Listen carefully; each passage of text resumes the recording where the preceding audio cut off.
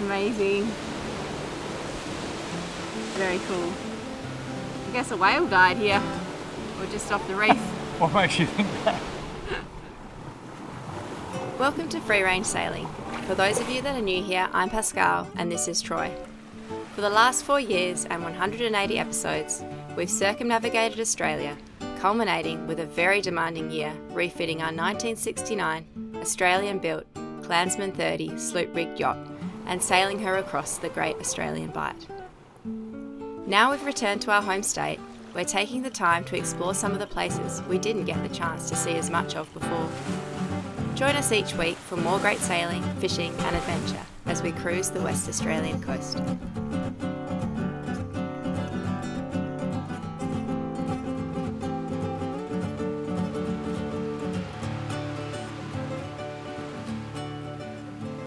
So as we were coming up the beach, we saw this. Actually, we saw this from the boat. We thought it was like a camp or something like that, but it turns out it's a piece of bone, whale bone. It's massive, it's bigger than me, and we think it's just the jawbone of a whale. That is a big creature. This is like the actual... The cartilage is worn away. Cool.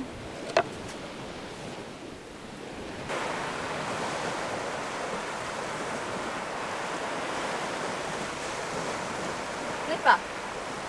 Flipper bone. Maybe.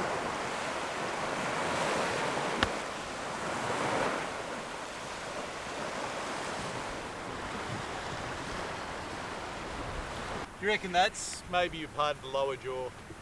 I don't know. That looks like it's just part of the ribs. Don't you think? That's pretty big. There's more. The baleen. Really? Oh, cool. That's why I think this is the baleen strips for filtering out the plankton. Yeah, right. So this is the top part of the skull. The brain would have been in there, like all under the sand.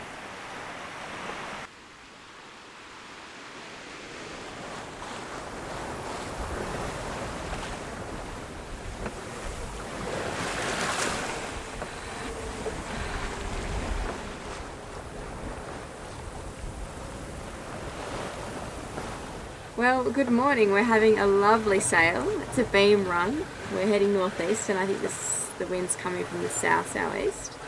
We've got birds flying around. I've seen whales already this morning, and it's been really great just having day sails between islands. It's real special because you probably remember at the start of the year we were on a real race, a real tear to get back to WA before the wind shifted, and we had favourable winds to get home. So we covered like 2,200 miles or something like that in 4 weeks. And so now it's just really nice just scooting our way up the coast and just having a look around at every stop and being able to stay somewhere for a few days. So I'm really enjoying that. And also the day sailing thing. It gets pretty tiring doing night watches when you're just two. It takes a long time to recover after a 2 or 3 day sail. So this is really great. Really enjoying it. And yeah. This is nice as well because the seas are really calm. You know, they're very, very small, like 1 to 1.5 meters. I don't even know if there's a swell running at the moment. It looks like there's no swell at all at the moment. So yeah, it's really mellow. We're not losing any speed. We're just sailing at this constant 5.5, 6 knots. It's really great. Hoping we get another yellowfin tuna on the line. That would be nice. Or a Spanish mackerel. We actually haven't caught a Spanish mackerel yet. Last time when we were up around these parts, we were here in March. Now it is, spoiler alert, we're running a little bit late on the videos. At the moment it's July, so it's a little bit different fish, I think. The mackerel might be perhaps a bit further north in the warmer water. I'm not sure. The water's 24 degrees at the moment, so pretty happy that it's warmed up a lot. We were getting, in the middle of summer in Tasmania, the water was only 14 degrees, so it's a big difference. We've got winter time in the tropics, 24 degree water. Pretty exciting, and I'm pretty happy to be back in the tropics. We had a good 2-year break, but it's nice that we're back out here. The narrow pass into the anchorage was poorly charted and shallow, which meant that we would need to react very quickly to any dangers we came across. To increase our manoeuvrability and allow for an unobstructed view forward, we dropped the sails and motored in slowly. Of benefit was an outgoing tide that we were pushing against, which acted as a fast brake in case of imminent grounding, as well as a means of getting back out into deeper water in case of mechanical failure, as the approach was straight in. Also, we had clear water that we could see through with Polaroid glasses to assess the depth. We weighed all of this up when we assessed whether to tackle this pass or not. Once we'd made it through this navigation challenge, we put the headsail back out and beheld our new backyard.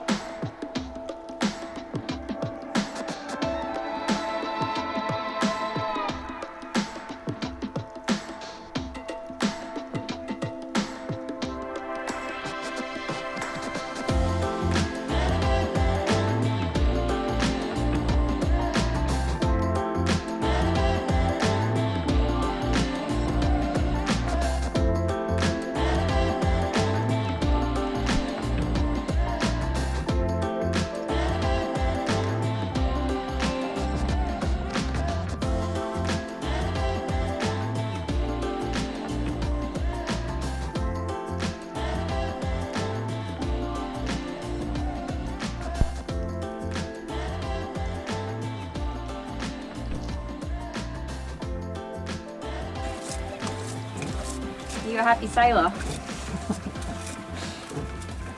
I've been a bit concerned by our food situation until this point. I don't know why I was concerned.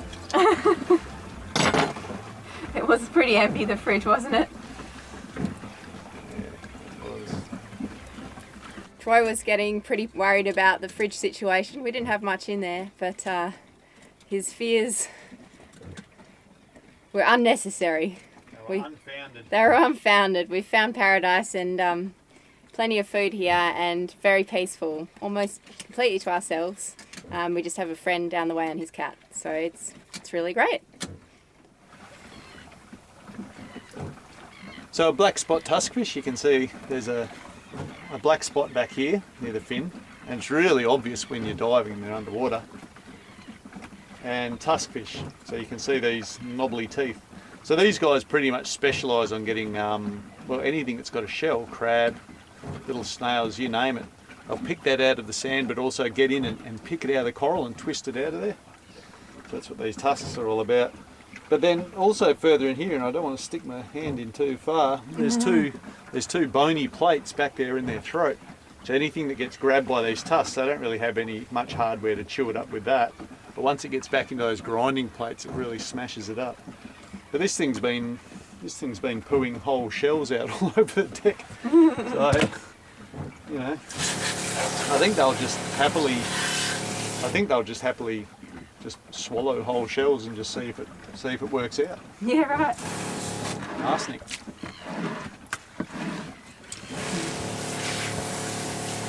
So we're going to use the frame of the tusk fish to make ourselves a yummy fish broth.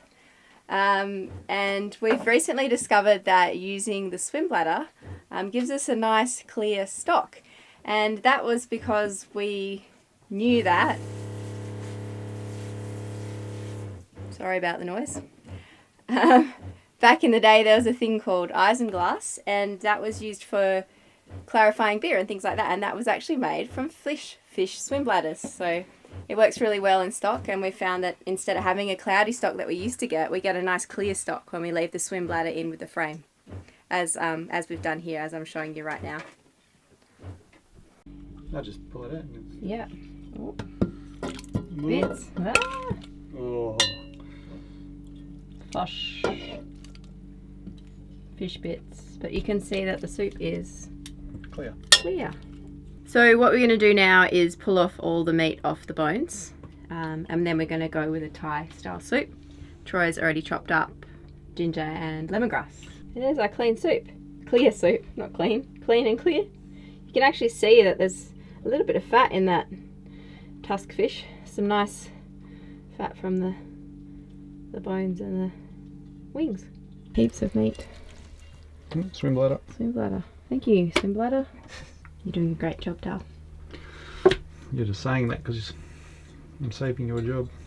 Do you think? No, it's because you're doing a great job. When I was a little kid, my Oma, which is Austrian for grandmother, she used to use stainless bar to get rid of things like garlic smell and fish and things like that. And when we were buying all the stainless steel fasteners for the boat, they threw one in for free. Which is the least they could have done, because we spent a fortune on stainless fasteners. But that's, as funny as it sounds, like once you clean the actual fish off, they do. Neutralised? Gone. No smell. I don't know why, but people have been doing it for a long time, but a lot of people haven't heard of it. So if you're ever in your stainless fasteners shop and you see a stainless bar of soap, it doesn't come off. It's not soap, it's just a stainless hollow thing, tablet. There you go. Never wear it away. Speaking of stainless, we got a new, if you notice, we got a new pressure cooker. It's a lot shinier than the old one. It's a stainless steel. And the old one was aluminium or aluminum for you folks in the Americas. And yeah, it was pretty old. How long had you had that one for, Troy? Long time. 8-9 years. Basically, it has like 8 years. It has both of these pressure cookers, that's why we like these designs, they have a safety valve on them, and the old pressure cooker, we couldn't find a replacement valve for it, so we just went for a new stainless steel one, which it's just tougher, it's better quality, and it's a Hawkins if you're interested in it. It was quite hard for us to track down one in Australia. They're made in India. So we haven't cleaned this yet, we just made the fish broth with it, so it's a little bit, it's not clean. But we also really love about these pressure cookers is the way that the lid goes in, because there's no way that it can come off when under pressure. So you put it in like that, and then it slots in like that. And then it also has a catch here as well. Oh, I can't do it like this. There we go. Yeah, so it can't come off at all when it's under pressure. And yeah, so it's genuine 316. We haven't seen a spot of rust on it. No, and no. Hawkins was the brand, which we're not affiliated with. No, we're not affiliated with Hawkins. But it's good yacht gear. Yeah, it's really great. Geez, these are great lights, Star. I can see everything. I can actually see when I'm cooking in the evening. And we can film as well. That's pretty amazing. It's pretty amazing.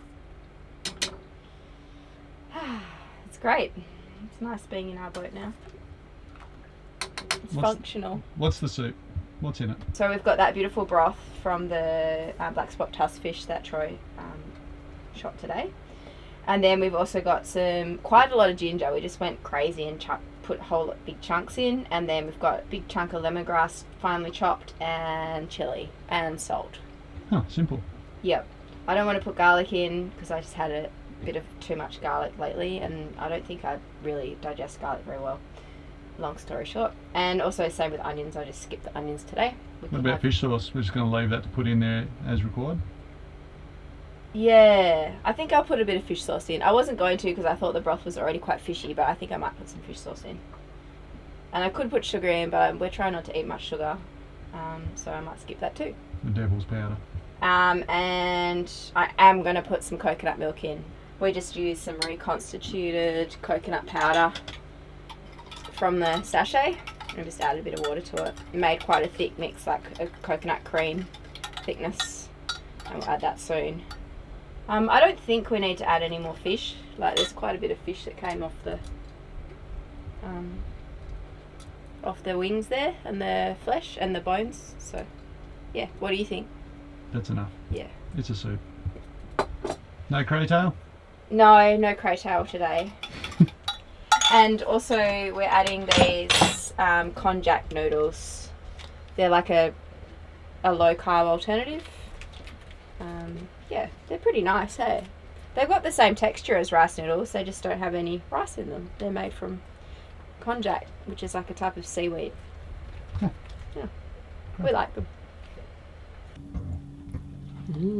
Topping with some lime juice. Now let's try it.